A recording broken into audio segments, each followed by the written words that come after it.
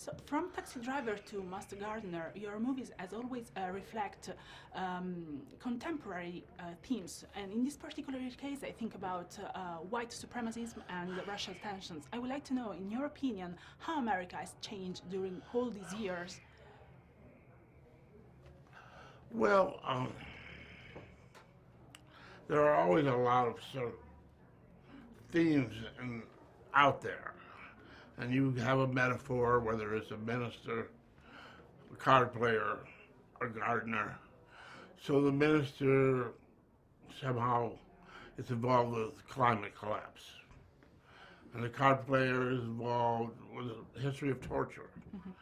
And the gardener is involved with the history of racism. And it's how these elements meet. Or the taxi driver is involved with male homicidal loneliness, or the drug dealer, is involved in that. And so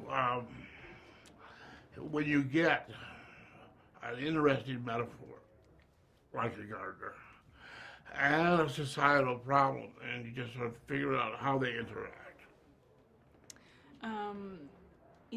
I found out some similarities between the main characters of your last three movies because, of course, we are talking about a trilogy.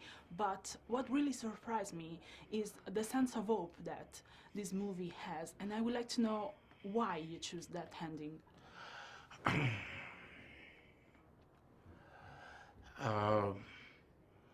Well, it's a degrees of hope. And First Reformed is transformation, but it's probably transformation after death.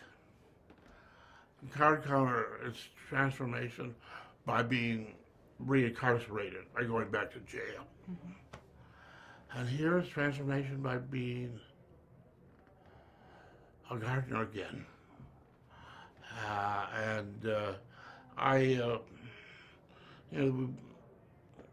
That song at the end, which was written by someone I know and which we recorded for the film, sort of was what I couldn't get out of my head, which was, I never want to leave this world without saying I love you.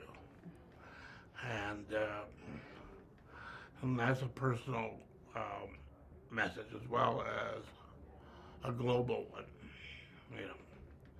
Maybe that's the song that will be playing as the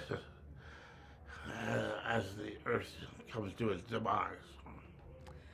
I found out really interesting how you choose gardening as a metaphor for good and evil, redemption and bad grass. And I would like to know how did you have this idea? Why you choose gardening?